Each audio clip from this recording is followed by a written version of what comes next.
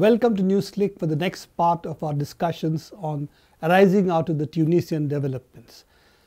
Aijaz, we have discussed what is happening in Tunisia now, but there is a larger picture that this is the first time that in an Arab country a mass uprising has seen the exile or the ouster of a president who has held the country in an authoritarian regime for 23 years.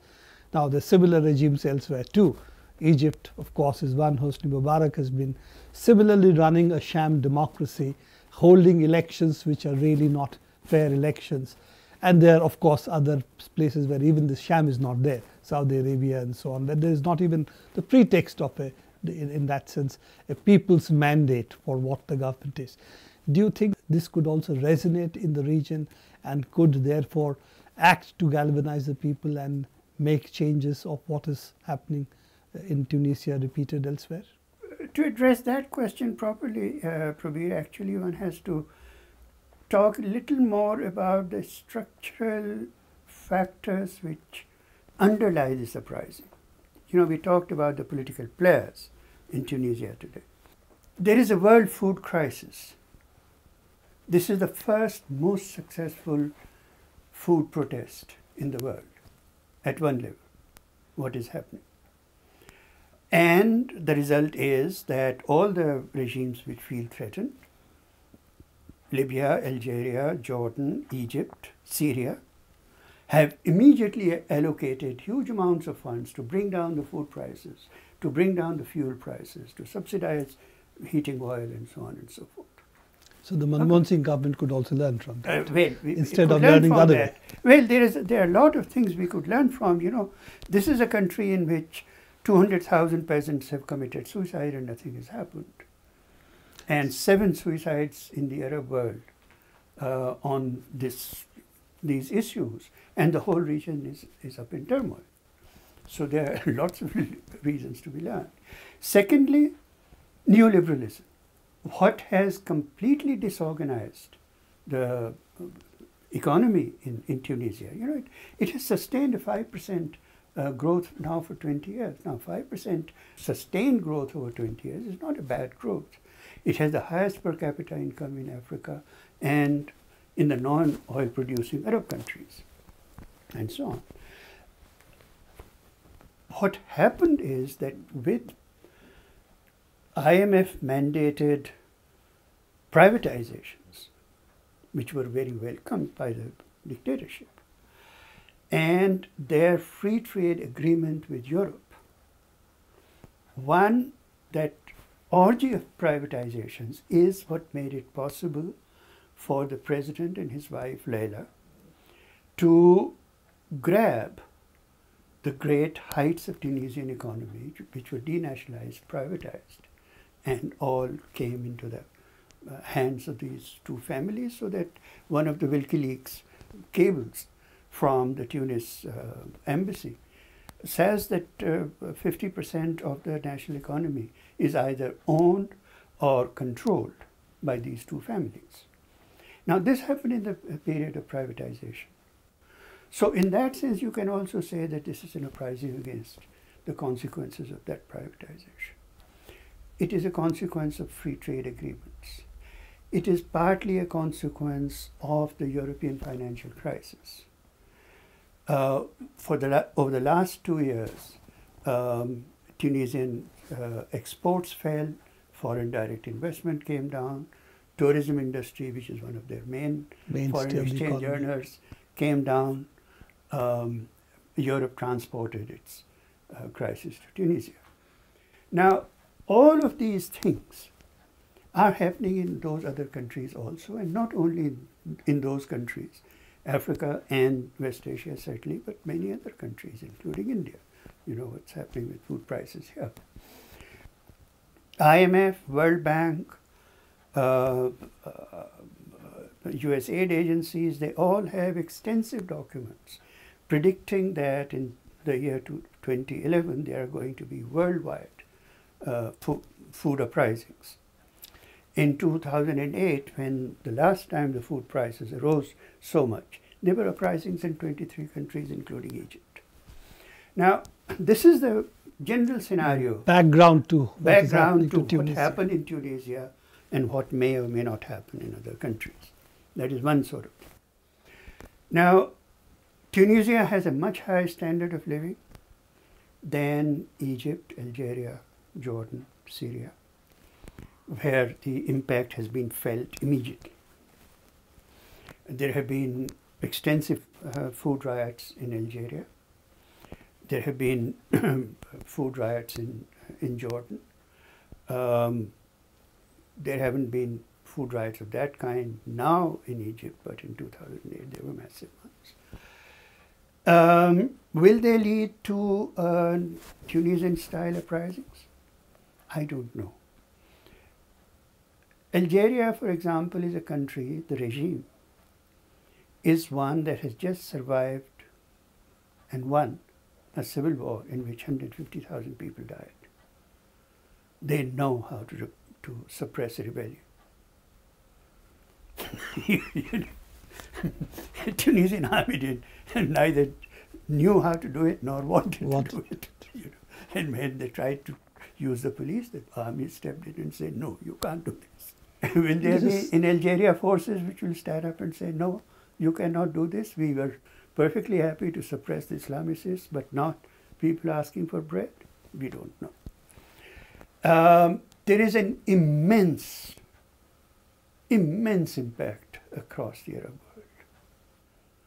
world. First time people have seen the power of the people moving. It is said that there are a couple of million people in the Arab world who have put the Tunisian flag on their Facebooks as their homepage.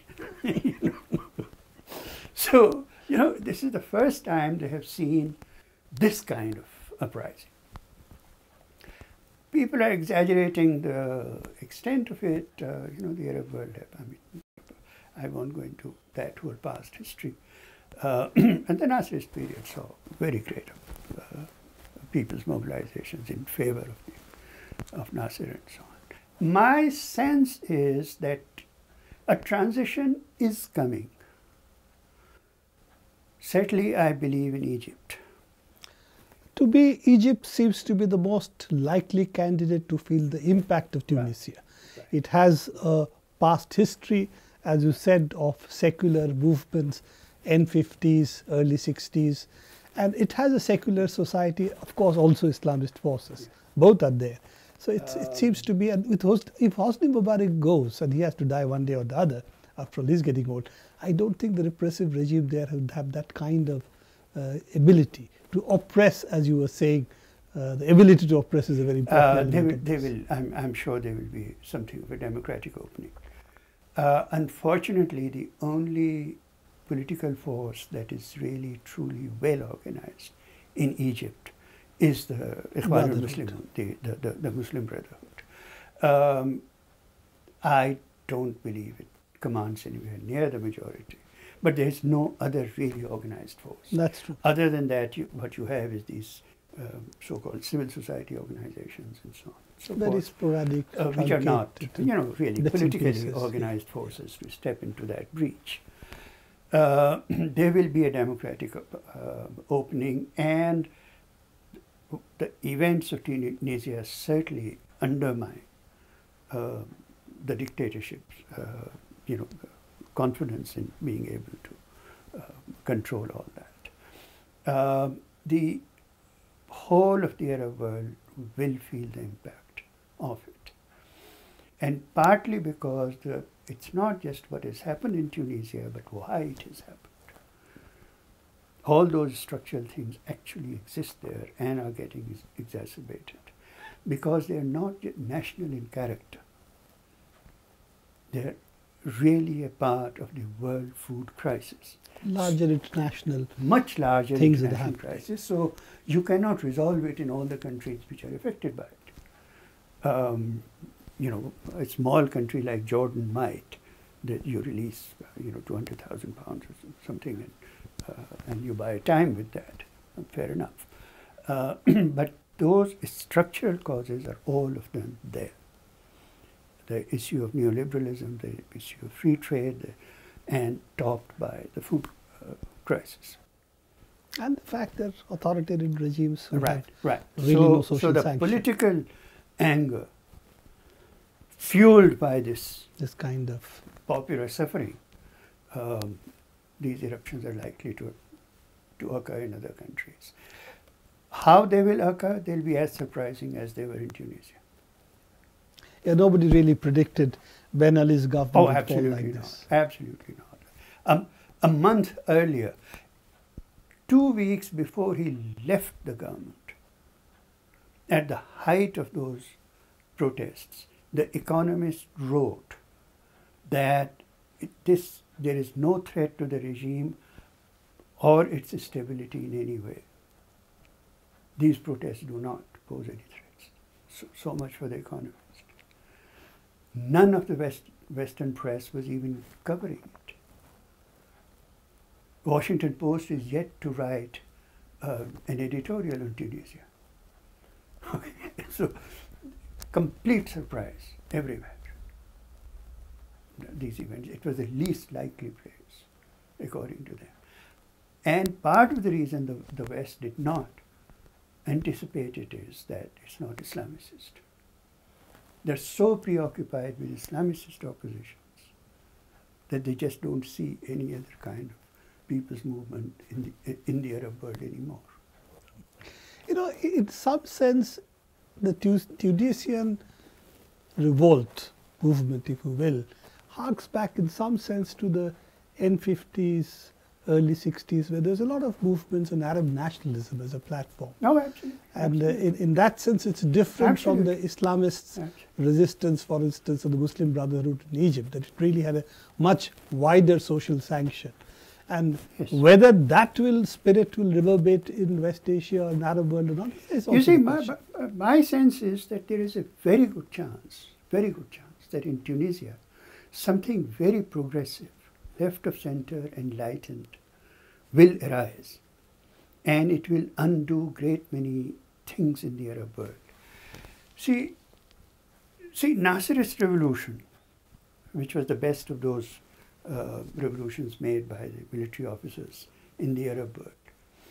One of its great failings was that it broke with the democratic, enlightened trajectory of Arab modernism for 100 years and clamped down with an authoritarian regime. You know, I mean, it was a revolution in the sense that it overthrew a feudal system, it overthrew a monarchy. The middle classes, the working classes actually gained from that revolution. It was a revolution. But it broke from that whole modernizing, progressive, enlightened Arab trajectory. And that trajectory stopped after that. In some sense, rupture of the military modernization versus a democratic modernization. Which is where the Arab world was actually going. Now, Tunisia is a very small country, but Tunisia can pick up from there a modern, enlightened, progressive state based on, you know, the kind of social modernization and educational modernization that has taken place there. And that was a contribution, certainly, of the left movements from below, from the working class movements and so on, but also some kind of progressive, enlightened social liberalism of the Bourguiba regime. Earlier regime before Ben Ali comes in. Yeah. So that we have to see really what is the longer term trajectory, both in terms of authoritarian regimes being changed and what kind of democratic space will emerge from that. Right. Thank you, Aijaz. This has been a very interesting discussion, and we will continue as NewsClick to watch the events in Tunisia. Thank you very much. Thanks. Yes.